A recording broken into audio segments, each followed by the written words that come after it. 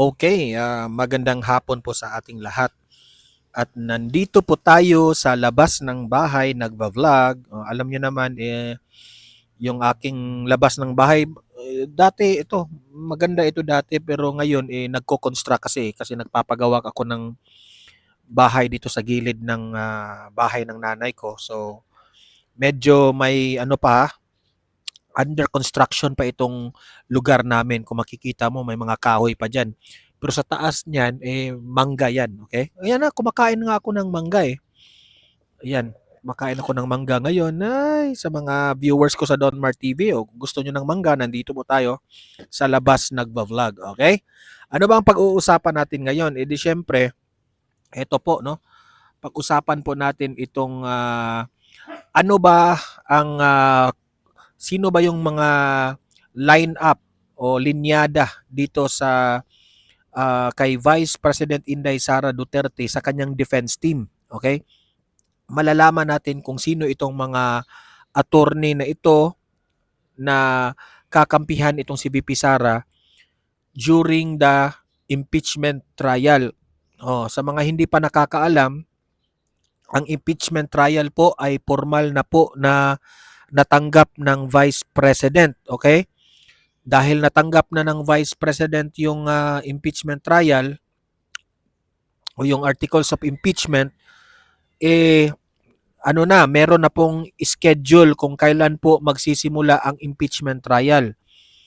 Ang impeachment trial po ay ayan, binalita na, in-announce na mangyayari yan sa June 6. Okay? June 6. Yan na po ang final na schedule. Kasi hindi ko alam binigyan si VP Sara ng 10 araw para mag-response, no? Hanggang June 1 lang. Pero na-schedule na siguro ng June 6.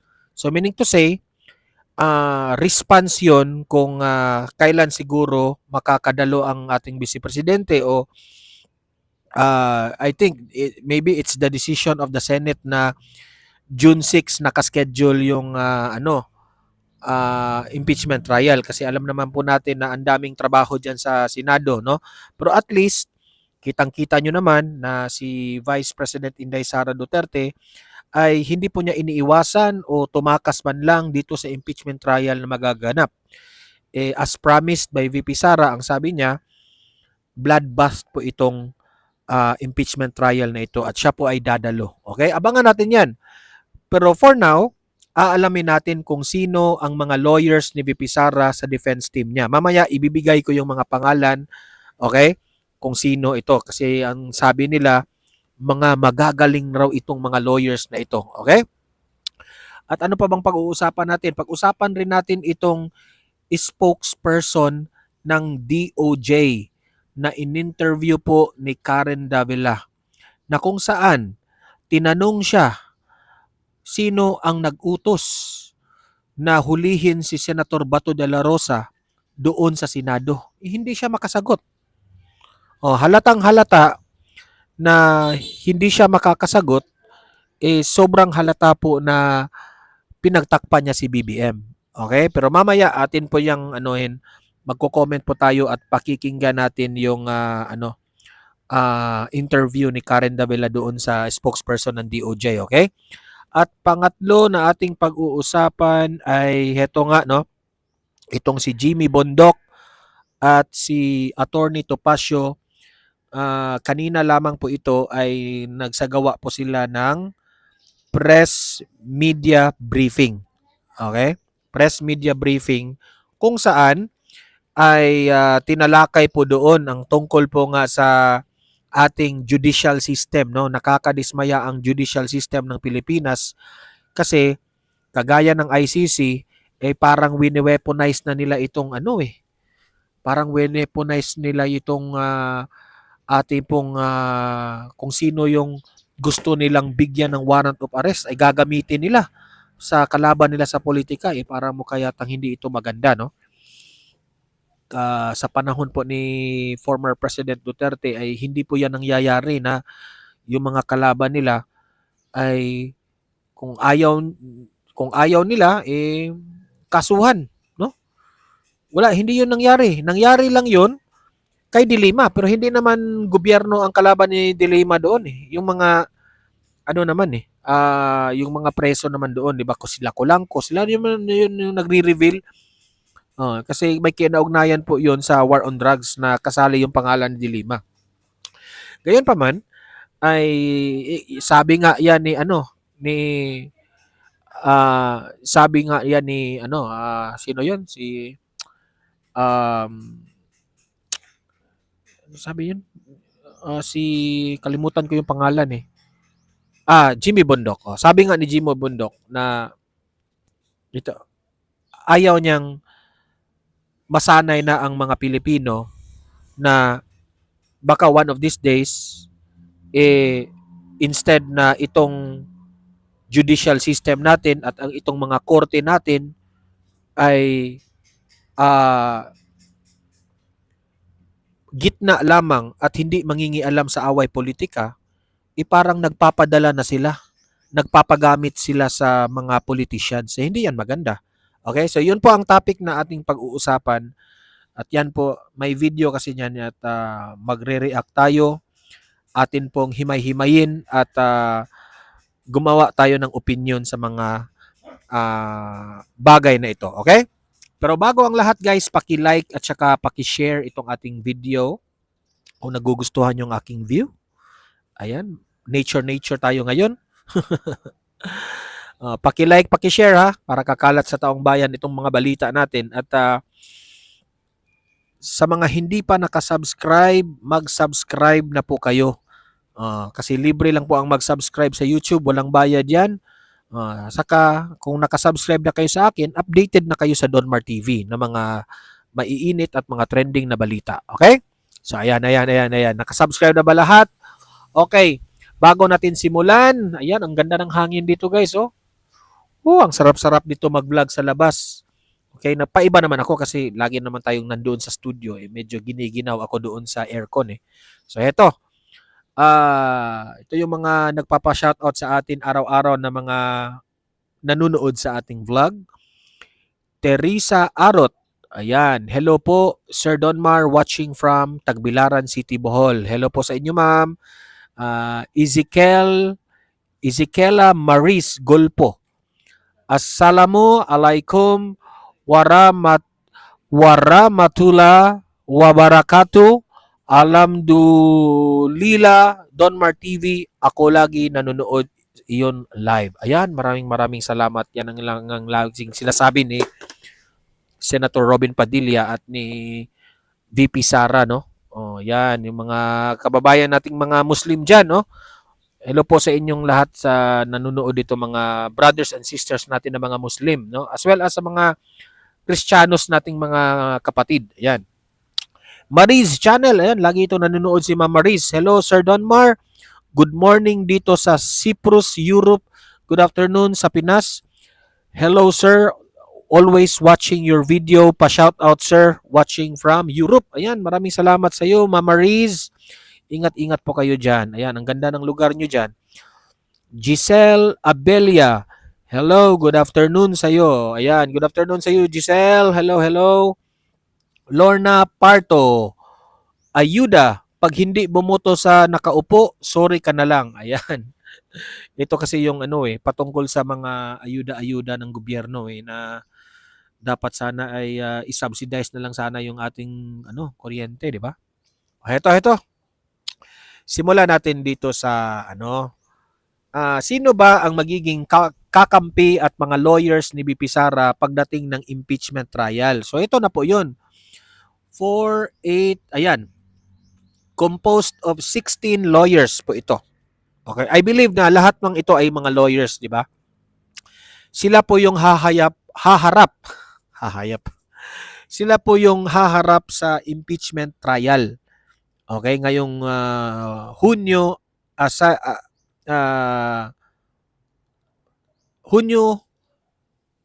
June 6. Ano ba 'yun? 6. June 6, sila po yung haharap to defend VP Sara. Okay? Siyempre, yung mga prosecutors, 11 yun, di ba?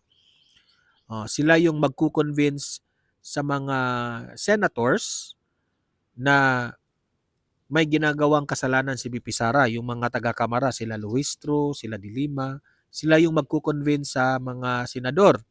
Because the senators, they serve as judges during the impeachment.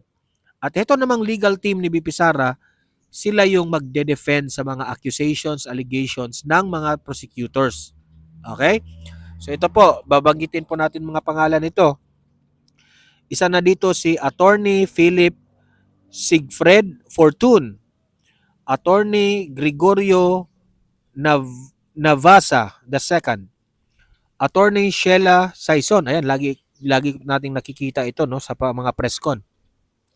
Attorney Carlo Joaquin Narvasa, Attorney Roberto Batongbakal, Attorney Justin Nicole Gular, Attorney Lyndon Miguel Bacuel, Attorney Philip Sigrid Davao, Attorney Philip Sigfred David Ronel Gula the 7th.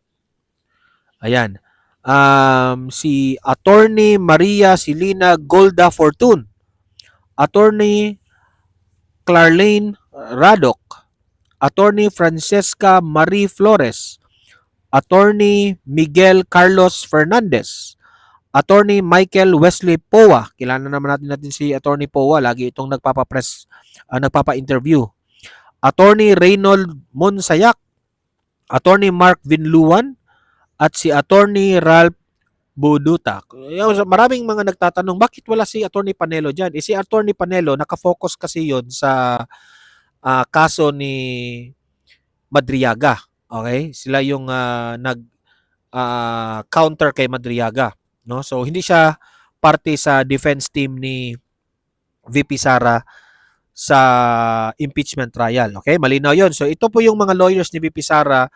Ito yung mga taong i-expect natin na sila yung haharap sa impeachment trial. Okay? So, malinaw. Dito naman tayo sa, ito nga, sa usaping Senator Bato de la Rosa. Itinatanong ngayon itong DOJ spokesperson na si Attorney Rafael Martinez. Sino ba talaga ang ulo dito? Kung sino yung nag-utos sa NBI na arestuhin si Bato kahit wala pang clear na warrant of arrest galing sa ICC. Kasi illegal yan eh. 'Di ba? Hindi po dapat arestuhin kahit administrasyon kayo sa ngayon, dadaan tayo sa proseso. Hindi tayo aabuso sa mga yan kasi ang issue ngayon eh. Ang administrasyon sobrang abusado na sa kanilang power. To the point, hindi na po nila nirerespeto ang batas. So, ito po yung tanong ni Karen Davila, which is, natamimi, simple question, hindi po masagot-sagot ng DOJ spokesperson. No? Ito, panoorin ninyo. Halatang-halata siya dito na, sa tingin ko this is my own opinion, pinagtakpan niya si Bongbong Marcos dito.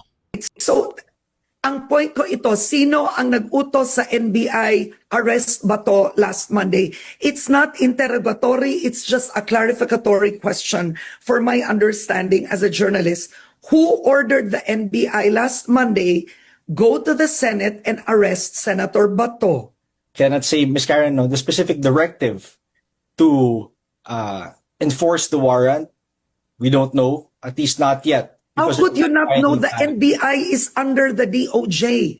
So did the DOJ order the NBI serve the warrant? If you did, there would be nothing wrong with that.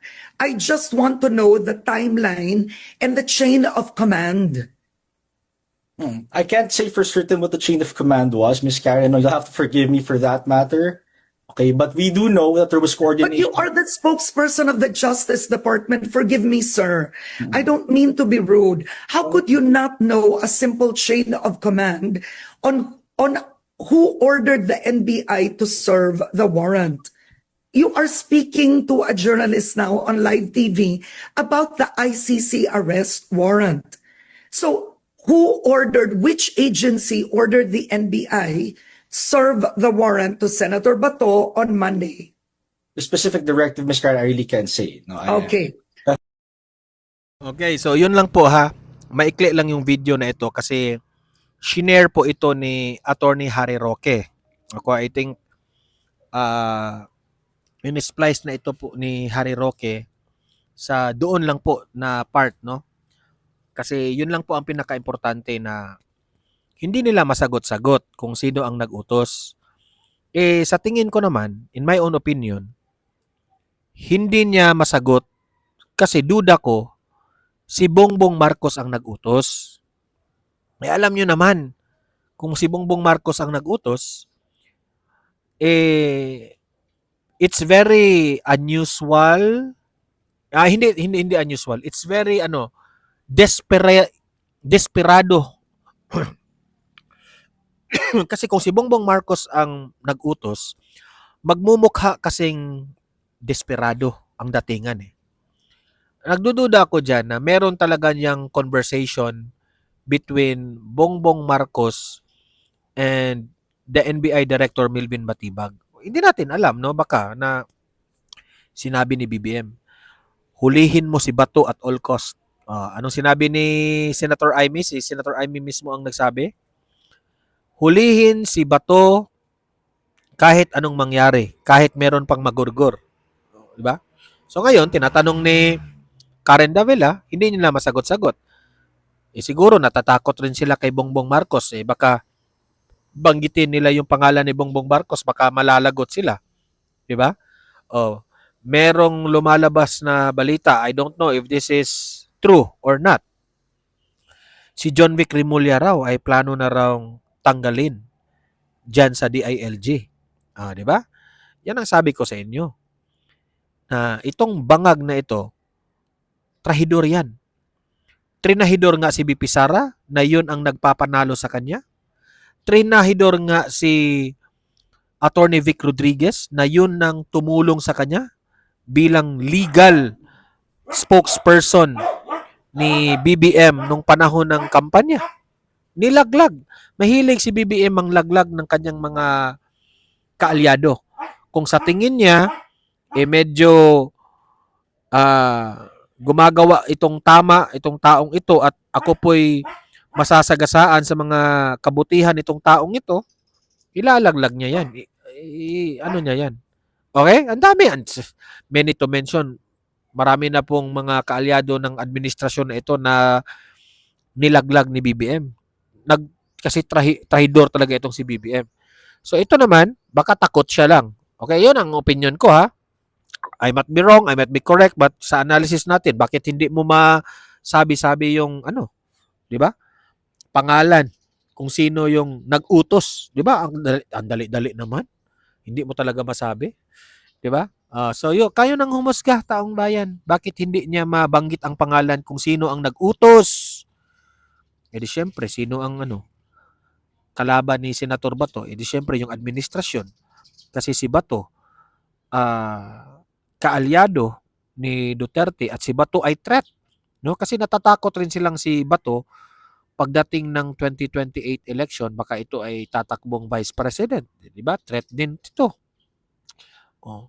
Tapos, si Senator Bato, malaki kasi ang partisipasyon ni Bato doon sa kudita.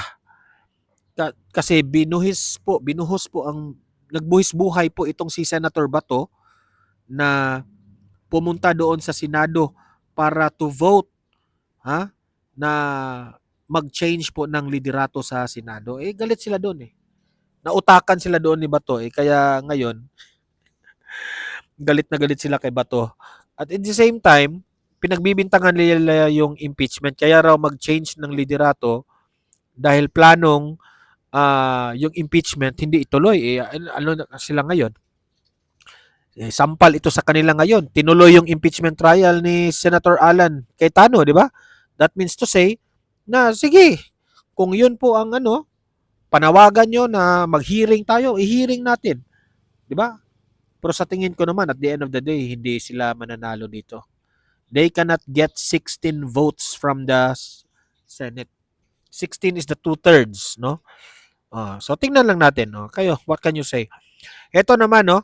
Panoorin natin itong isang media interview dito ni na Jimmy Bondoc at ni Attorney Topacio kung saan ang konteksto po dito sa presko na ito ay nakakatakot na po at baka masanay na ang bansang Pilipinas na para bang ang atin pong judicial system ay hindi po maganda na ito po'y ginagamit ngayon sa mga away politika. And especially if you are the administration using your power at using the judicial branch of government para lamang matupad yung mga personal gain ninyo sa politika ay like for example, itong si Bato, ginagamit itong papunta na tayo na gagamitin ng Supreme Court. Hindi natin alam, tinatakot yung Supreme Court. Ano ba? Kasi yung TRO ni Bato parang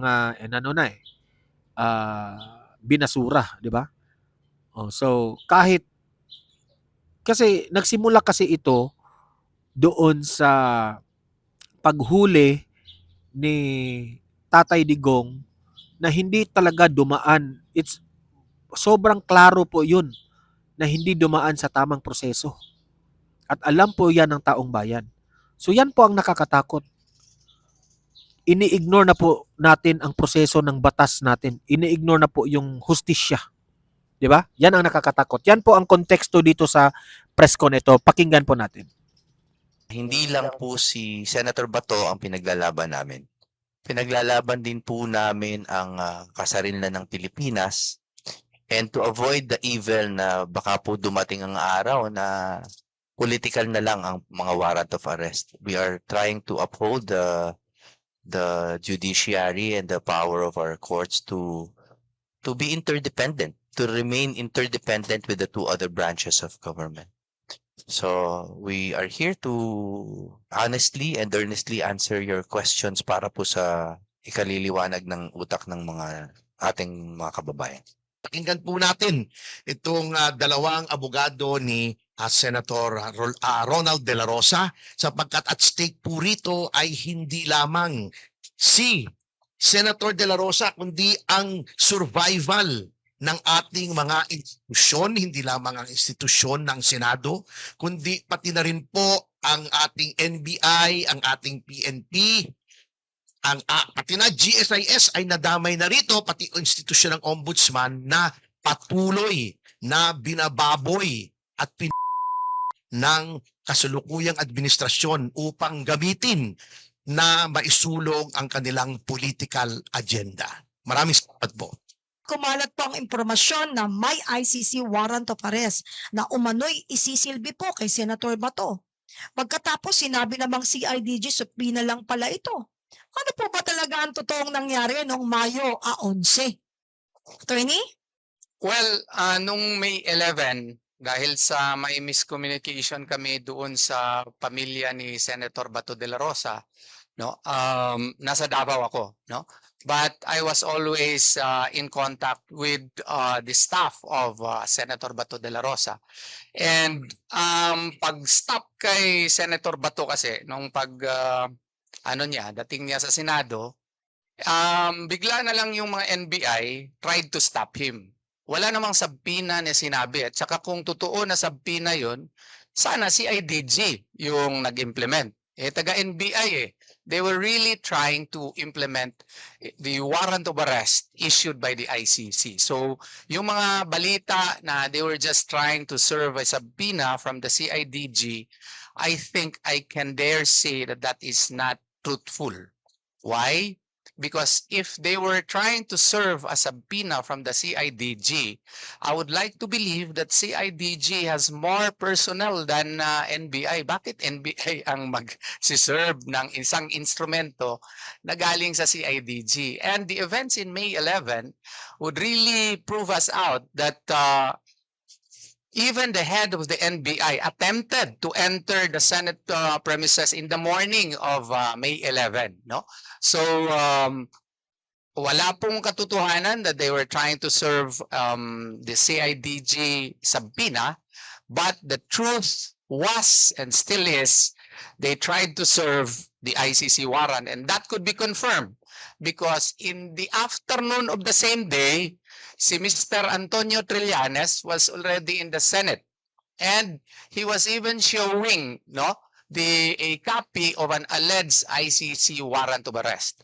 That would prove that what they were trying to serve on May 11, even if there was no Philippine court issued or Philippine court validated and confirmed warrant of arrest, was the ICC warrant and not the CIDG subpoena.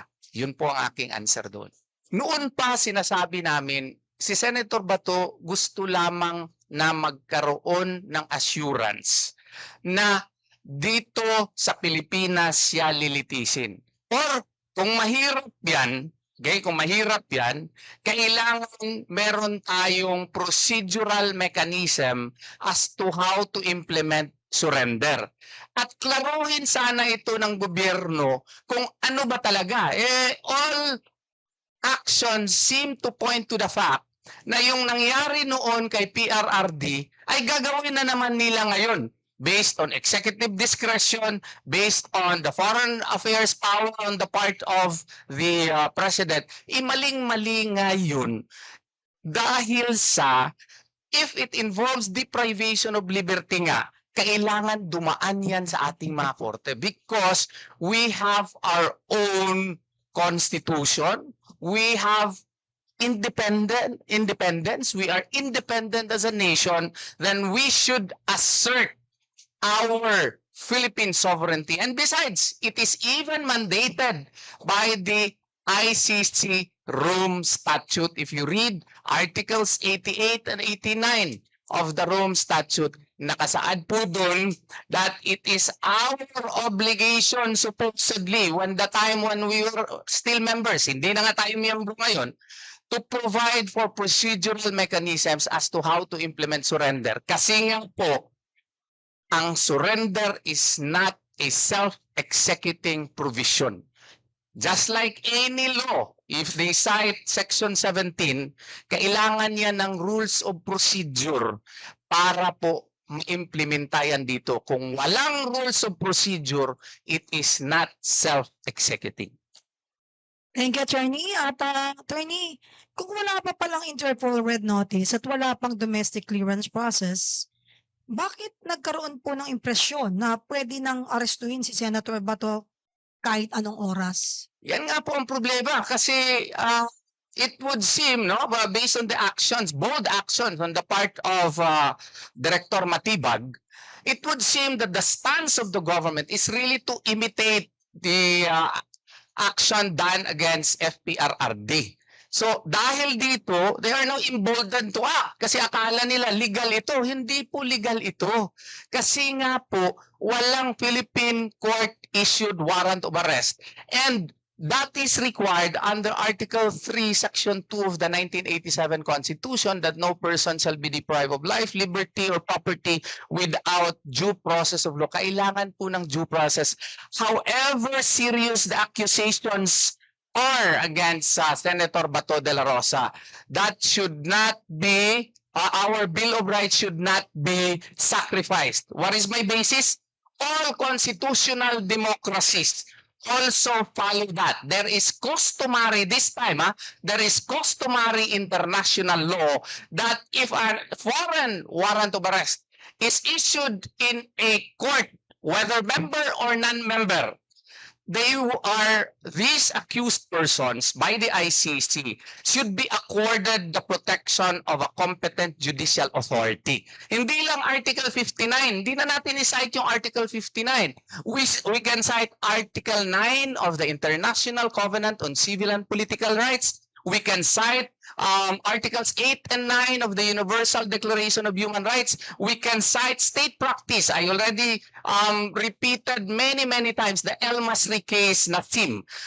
Yung El Masri na Sim case, he was a Libyan arrested in Italy, but the Italian courts gave him succor.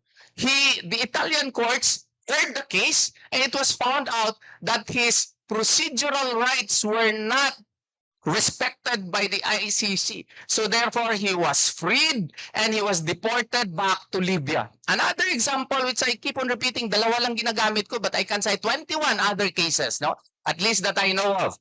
Yung kay Simon Gagbo case, Ivory Coast. There was likewise an ICC warrant. And what did the Ivory Coast do? It underwent a local judicial process, and it was found out that, again, his rights were not respected. And Ivory Coast insisted on its sovereignty. And in both cases, I can even cite the son of Gaddafi. That also happened to him. In all of such cases, what did the ICC react when the national courts asserted their own sovereignty? No. It simply asked for an explanation why they did that. And when Italy gave them such an explanation, wala nang nagawa yung ICC kasi nga sa Article 88 ng Rome Statute, kinakailangan na meron tayong procedure. Duty yan supposedly ng member state. How much more tayo? Hindi na nga tayo miyembro. Kung hindi na tayo miyembro ng ICC, hindi na yun applicable yung Part 9 ng Rome Statute on Cooperation Mechanism. Limited na po, and that came out in Pangilinan versus Cayetano interpellation of Senator Leonen. Anong nangyari doon? Ang nangyari doon, wala nga tayong procedural rules in so far as surrender is concerned. Yun po. Litong-lito na po ang publiko, hindi lang po dahil sa complexity naman talaga ng legal issue, kundi dahil sa mga magkakaiba at magkakakontrang pananaw ng gobyerno itself, Meron po akong show sa ibang channel na mismo po si GM Torre, na hindi naman po sa panig natin, ay inamin na there is a breakdown in the unity of command, Ibig sabihin, iba-iba na po yung, pati on the opinion level, iba-iba na po yung pronouncements ng gobyerno. Tatlo po kasi yung legal na landas na pinopropose ng kabila. Una, yung pag-aresto kay Bato ay binabatay ng iba sa RA 9851, a domestic law. Yan po ang una. Pangalawa, ini-invoke nila yung Rome Statute. Okay? At pangatlo, they are invoking general public international law. Tatlo po yon na pinag-iiba nila. Wala pong sinunod ang gobyerno. Kung doon tayo sa RA 9851, pag-uusapan po natin kung pwede nating isurrender sa ICC without passing through the judicial authority dito. Kung pag-uusapan natin ng Rome Statute, which by the way para sa amin ay wala ng jurisdiction, hindi nila sinunod ang Article 59 at hindi nila sinunod ang regulations of the court ng ICC, particularly Regulation 31 number 3, which shows how to effectively serve a warrant, na personal notice. At kung general na international law or customary law, hindi rin nila sinunod yung jurisprudence na sinite ng aking partner na si Attorney Boben. So kahit saan pong larangan nila dali ng kanilang argumento, hanggang ngayon nananatili po ang aming paninindigan that there is no lawful basis for the arrest of General Bato. Thank you, Attorney Jimmy. Attorney Jimmy, may mga nagsasabi na itong mga pangyayaring ito, nung nakaraang May 11, parang trial by publicity ang nangyari. Lalo na po nung maipakita umano ang dokumento sa media bago pa man magkaroon ng malinaw na government position. Nakikita niyo rin po ba yung anggulong to? Very clearly po, nasa kapangyarihan po kasi ng PTC, ng pre-trial chamber. Yung una, yung to reclassify their warrant from public to from secret to public. At nasa kanila rin yung to authorize reference thereto. Huwag na natin pag-usapan yung pangalawa. Nung pinakita po ni Trillanes yung warrant na yan, it was still secret. No? Therefore, wala siyang any authority to refer to this document, to show it publicly, to brandish it, and much less to enforce it. Wala po, kahitan po. Hindi na natin pinag-uusapan kung siya ay isang delegate ng ICC, was he authorized. Hindi pa yun eh. The mere showing of the warrant by anybody had not been authorized under any applicable laws or procedures. No? So kaya po tayo nagkakalito-lito. And then, assuming arguendo that the warrant had been reclassified at pwede nang iserve o pwede nang ipakita rather, hindi pa rin siya pwedeng iserve dahil napakahaba po. Aantukin po kayo kung sasabihin ko sa inyo yung buong procedure na dadaanan ng ICC warrant bago pa man lang siya iserve sa amin at kay General Bato. Thank you, Attorney. Attorney Bondoc, hindi ba delikado kung ang isang pribadong individual ay tila mas nauunang makaalam o makahawak ng sensitibong dokumento kaysa mismong mga opisyal na dapat magpatupad po nito? Very dangerous precedent setting po yan kung sakasakaling mangyari yan. As I said in different interviews, I always invite the public to imagine the scenario that they are proposing. Imagine niyo po, kahit po sa hinaharap na makagawa na tayo ng sistema na ang warrant ng ICC or any foreign tribunal or court ay pwede nang panghawakan ng kahit sinong individual at sasabihin nila hindi na po kailangan yan dumaan sa piskalya dito, hindi na kailangan dumaan yan sa korte dito dahil foreign ito. And therefore, since they had been authorized by the President, the Office of the President, or any of the departments under the executive branch, dahil na-authorize na sila, pwede nang i-enforce yan. Can you imagine the absurdity? Na kung local charge at local warrant, rigorous yung dadaan siya sa korte at ang dami pong tumbling ika nga ang kailangan gawin.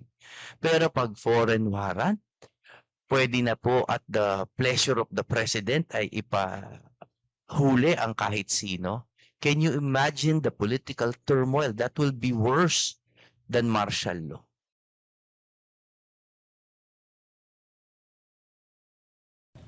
Okay, so yun po ang kabuuhan ng press media ng mga legal team ni Senator Bato de la Rosa. Ay ini-emphasize po doon na very clear na itong pagpapa-aresto nila kay Senator Bato using the warrant of arrest of the ICC ay talagang mali. Okay? Mali pa yung proseso ng pag-serve ng warrant at isa sa malaking mali pa doon ay in the first place, wala naman talagang jurisdiction ang ICC dito sa Pilipinas. Okay? So, at ayun no, mga magagaling na mga lawyers 'yun. Especially itong si Attorney Topacio, Jimmy Bondoc, no. So, give us your comments, give us your thoughts, your own opinion patungkol po dito, no? At babasahin natin 'yan sa comment section. Paki-like na lang guys, paki-share sa mga nanonood at sa mga hindi pa nakasubscribe sa akin sa Donmar TV, paki-subscribe na po kasi libre lang po ang mag-subscribe, walang bayad yan. Updated pa kayo sa ating mga maiinit na mga balita, okay? So ayan, see you in my next video. Have a great day, have a great night. God bless po sa ating lahat. Mabuhay ang Pilipinas and God save the Philippines. Bye-bye!